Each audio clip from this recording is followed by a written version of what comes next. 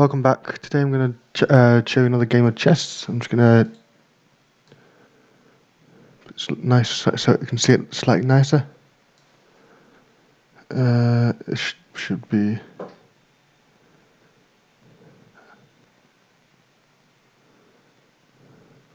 like so. So welcome back to another game. Today I'm going to cover a game I played on the 13th of April 23. So about 2 weeks ago-ish. Slightly less, I think. A week and 2 days ago. It's quite a nice game until you can see there's one big mistake. But otherwise it's fine. So we start e4 and c5. Start with a Sicillian. And my opponent plays knight to c3. So I'm playing as black, as you can know, and I do lose. And knight c3 is the closed Sicillian, and I don't face it that often. I don't really know how to play. So what I responded with was e6, and this is one of the really rare like sublines, line you don't usually play. The normal way to play would be knight c6, and then we would just develop normally after this. But yeah, e6 and then knight f3. This now some really trivial rule line, and it's like really difficult to figure out what the next move is if we don't know the theory. Because so I played d5, wanting the center, and this is quite a big mistake because there's already a pawn attacking on d5.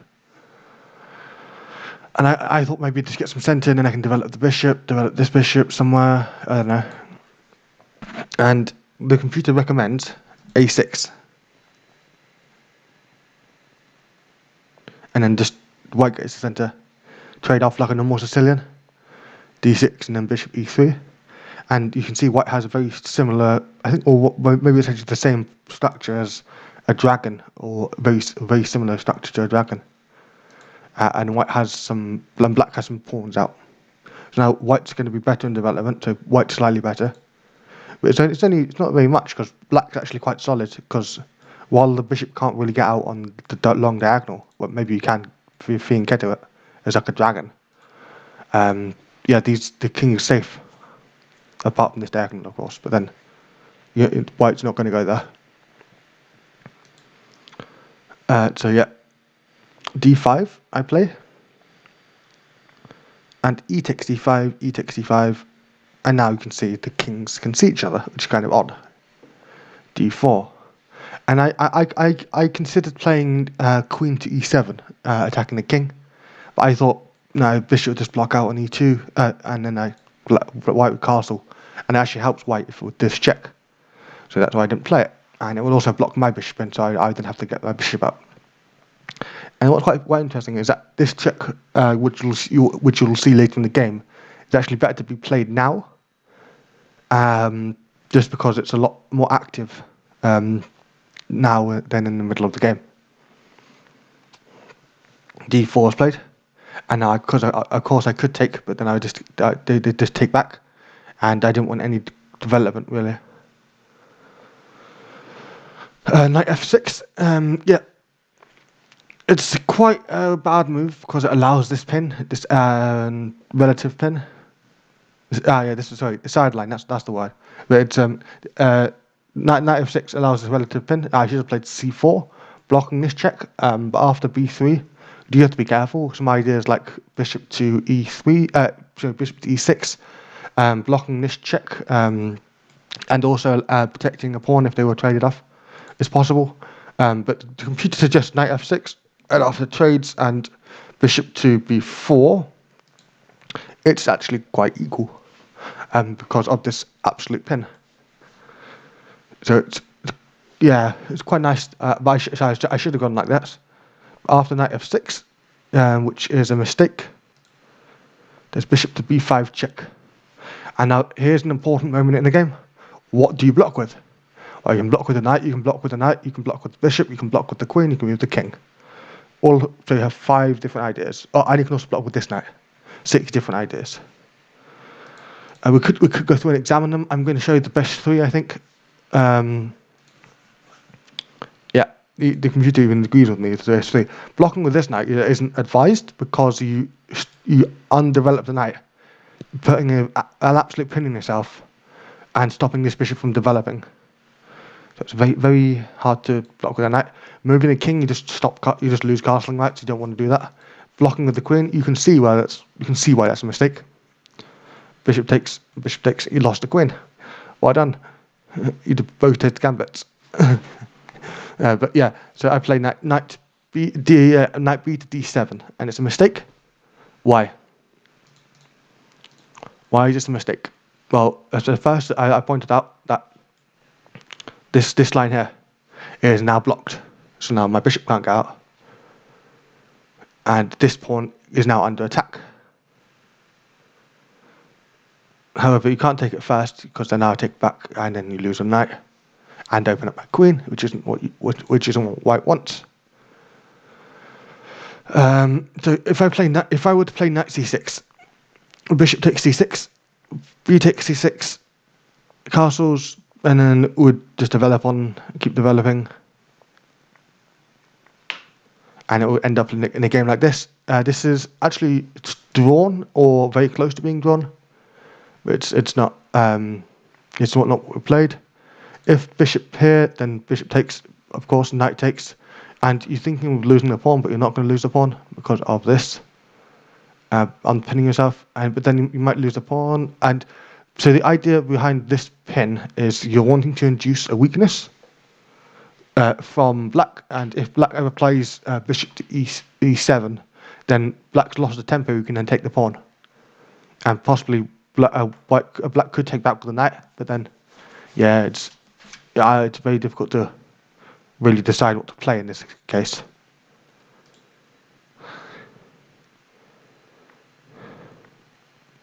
And also, you're thinking, what if the queen takes back? Because then this pawn's protected, right? The queen wants to take back. This is slightly inaccurate because it can be attacked. And after all these trades and stuff, yeah, black's not losing, but not winning. I think it's like +2. Yeah, plus 1.5. So that's why what was played was why I decided to play this, because it looked quite safe, looked fairly solid, but it wasn't the best. However, this is now +3, so it's not the best, as I say. And then the reason that one of the reasons it's not best is because this horse is protecting this horse. Now, white's pinning it to the queen, so now I can't protect. This pin's also quite bad for me because I have to get out of it. It's quite annoying. I play a6, attacking the bishop. Bishop e7 will also be playable, as I say. Just unpinning yourself. Bishop takes d7, check. Yeah, very simple. Queen takes. If bishop takes, you lose the pawn. And you can take back, but then your queen takes taken, so yeah, you can't take back. That's what I thought. Queen takes is, well, I think it's forced, but the computer actually does recommend losing the pawn for your position, which is it's quite funny actually. I find it quite funny. Yeah. Then here's a move. Yeah, I mean, if bishop were to take, I'll show the line. It's very sharp, I'd say. Trading off a knight for a bishop in this way is not very common. It is quite common, having like a counter attack. Yeah, but now this is just a really weird pawn structure. I don't know. I wouldn't have played this if I had to be honest, because it looked quite dangerous. But then, important moment of the game, bishop takes on f6. And normally, what we'd expect you expect to take back, but then this weakens the king side. So you can't really castle king side. Now you have to. Now basically the king's out in the open. Whatever side castles, they're still out in the open. So now this pawn structure is quite bad. Queen e2 check, like I said, and you block with the bishop and castles queen side. It's quite interesting. And then after queen trades, yeah, it does look quite solid, but it is +4, it's +3.3. So Probably because white can win a piece somewhere. I'm not sure where. But yeah, it would have been better to play takes, because what I played was, I thought this check looks interesting. Queen e6 check. Why does it look interesting? Because if blocks with the bishop, or blocks with the knight, or yeah, blocks with this knight, or blocks with the queen, I have possibly the same or I have the same or different responses. If blocks with the bishop, I can take the bishop. Not like, if blocks with the bishop, I can pin the bishop's pinned to the king, so I attack the bishop. If blocks with the knight, I can just take the bishop. If blocks with this knight, I can then take the bishop this way. And if blocks with the queen, I can then just take the queen. He has to take back with the with probably the knight. Then I take the bishop, and it looks okay-ish. Probably not the best in position, but yeah. Because you can't really take back with the king because you lose castling rights. I thought this was a good idea. But no, I missed a tactic here. It's now plus 6.5. You're going, why is it so bad? Or bishop e5 and castles and f6 and then castles. And you're thinking, but then don't you get a centre pawn? Well, after you take, well, yes, you do get a centre pawn after you take. But rook e1. Okay, it's playable. Knight takes on e5 is also playable. And you get something like this. You can't take here because of the queen. Otherwise, we would be able to, which is quite funny. Yeah, but then white would go into this kind of endgame. This kind of game is still plus 4, so it's quite winning. But after castles and takes and rook e1, I protect the pawn by moving it forward, extending the pawn slightly. It's just because I don't want, because there's now 3 attackers on the pawn, and there's 1 defender, so I can't defend it, so I have to move it forward. And d takes on c5. And you're thinking, but doesn't this open up the bishop? Yeah, it does. It does open up the bishop. But knight g5 would have been slightly more accurate. Queen f5, and then we would move on to like this. And you'd have some kind of, because now this pawn is weak because it's being attacked twice again. You have to block, and then you have to just play like this. What's very interesting is, yeah, it's very interesting that white has so many attackers, and the queen's just hanging out here. It's quite funny. And then the queen comes back and attacks the bishop. And it's the best idea to lose the bishop, because if you go back, you actually undevelop the queen. It's a very, very interesting idea. I quite like these ideas from the computer. You just lose the bishop. And this is the main line for the computer. The computer suggests this line because it makes your pieces more active. You can now see a lot more things. You have to be really careful because this line is really sharp. Because d takes on c5, and then bishop takes on c5. But now you're thinking, but didn't that good for black developing the bishop? Well, yes, it's now plus 2.9, so yes, it's better. Takes and takes, and takes, and then the knight's now central. So this knight is now a central piece, and now it's going to be really aggressive, looking at all the pieces, looking at all the squares on my side. So I have to kick it out of the way. So what does I play? I play castles, of course, king to safety. King safety is very important, because now it's plus 3, so it's still not the best. Rook takes on e4, because now I have to lose a pawn just to do that. And I play, you can take a look at what the computer suggests. The computer suggests A, pushing this pawn forward, B, bishop there, and a bishop here, which white can't take with the pawn, because it leads to this knight being under attack. Which is quite funny. I like this. I really like this idea. I should have played this actually. And also suggest what I outline the line I'm going to show you now. Bishop f5. It quite likes this idea. Just trading off pieces. And yeah, now it looks quite equal, except white has 2 more pawns than black does, and otherwise it would be equal. But it's plus 3.2, so black slightly worse, or significantly worse. And we would play on so like this. Very hard to win it for black.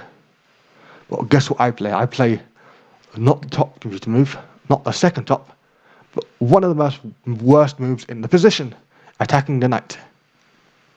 And I think what happened is I thought about this idea. I was going to play it, but my hand moved here. It's very odd. And afterwards, I went, oh, it can be taken by the book. uh, so I kind of hand misclicked in a real life game. I don't really know how to, like, my hand moved without me telling it to. But then I just wanted to now develop my rook. It's now plus 10, by the way. Plus, what was this? Plus 8.3? Plus 8, yeah, plus 8. And now King F1, trying to make King more active. King H8, picking the king in the corner so it can't be attacked.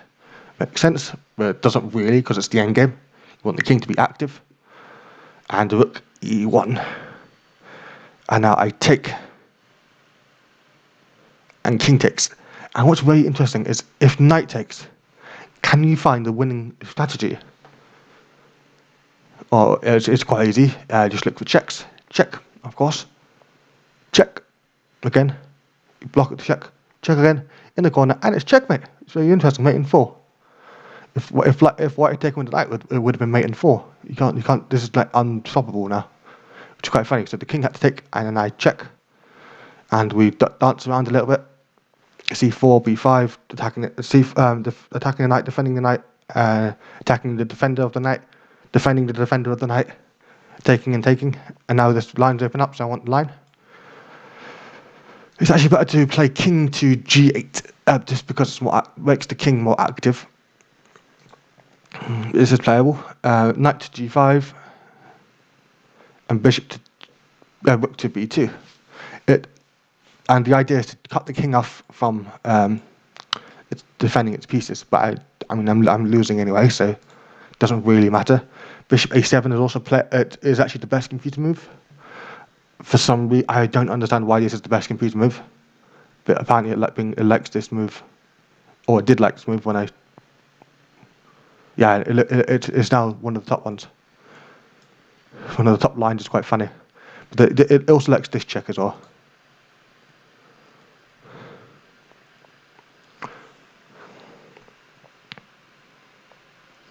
Yeah, bishop B1 check is also another idea from the computer.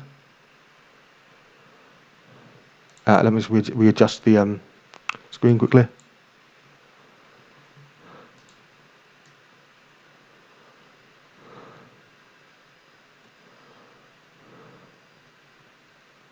There you go. Yeah, rook B1 check is also another idea from the computer after king E2. It looks like you have an attack, but it doesn't really amount to anything. You could take this pawn here if you wanted, or you could just keep attacking. I'll show you the line here. And basically, the idea is this bishop stops this checkmate on the back rank. And that's the idea. But white's going to win. It's plus 9. But I play rook b2 and rook f4. It's better to be more active playing moves like knight e6. And after this very weird looking move, rook ef2 check. Rook takes f2 check. King e1. You have rook takes on a2 and you lose the bishop for 2 pawns. It's very interesting. Still plus 9. Okay. Sure. Rook f4, defending this pawn. Possibly looking up for an attack. But why didn't you go to this square on e4? I mean, I could just run away from the attack. Not difficult. H6 attacks the knight. Knight moves back to e4. And another mistake for me. Actually, it's first off, this is slightly better because the knight's more active in the opponent's area. It now has the full scope of its what it wants to see. You can see the 6 squares. This is good. This is why it's good in positional chess to have your opponent, your knight in this area here. in the centre bit of the opponent. But my opponent goes knight e4, probably aiming to go for the bishop. And at this moment, I've completely lost. I was thinking of giving up g5, and this is again a mistake. Bishop to d4 is slightly better. After rook check, I can move the king to safety, and then after c5, I probably have to sack for the 2 pawns again. Otherwise, the pass pawn, g5, rook f7, trapping the king in the corner, and I play bishop to d4, and actually bishop on the next move after black's next move I resign, but king g8 should be playable because it attacks the rook. Basically, the rook has to move out of the way. It can't go to the black square because of the bishop, and now it doesn't look like there's a checkmate anymore. However, bishop to d4, and it's, you might think it's plus 15. No, it's plus 60.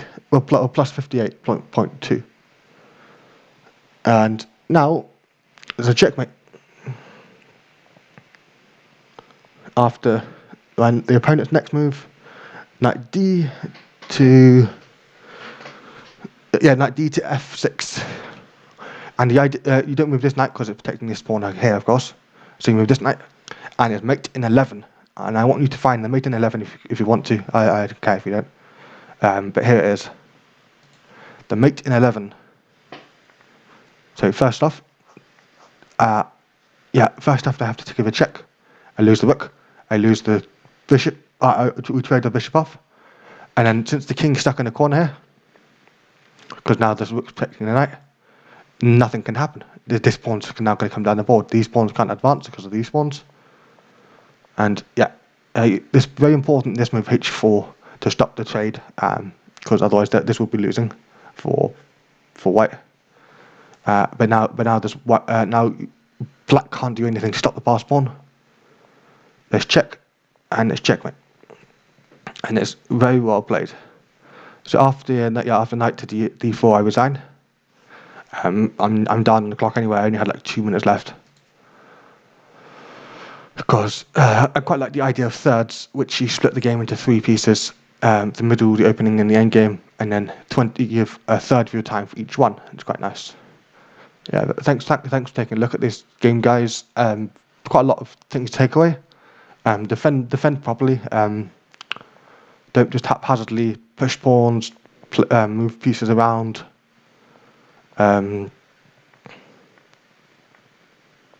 Don't give checks unless if don't try and counter attack. It's like an intermediate move. I think that's what they're called. Basically, attacking a higher value piece than what your opponent is attacking. And I thought this would work. It doesn't, so it's my fault. And then this bishop sacrifice. I don't do that. I probably have to slap myself for doing this. But yeah, and then there's pretty much don't trade off material because you're down on material. Yeah, again, don't trade off material, and don't just play moves because you feel like playing moves. You have to analyze it because you lose otherwise. Yeah, okay, cool. Thanks for watching, guys. I hope you enjoyed, and I'll see you in the next video. I've got one more, I think. I hope so. I'll have to check that because last time I was wrong with that. But I think the last one's not the final one, but I'm not sure. I could give you a spoiler if I want to, but I'm not going to. But I really like the next game, to be honest. But I think at this level, in this case, my opponent was 2200 or 2000, I think actually. But usually it's in between 400 and 2200 I play, so it's random. It depends on how much I win as to how high my opponent rated is, my opponent's rating. But yeah, since I've won so many, I'm quite high up. However, it does really depend on how much I win, how much I lose. Because in this case now I've won 6, I've lost 6. But I won't tell you the result of the next game, of course. It won't be a spoiler. I hope you enjoyed though. Have fun, guys. See you next time.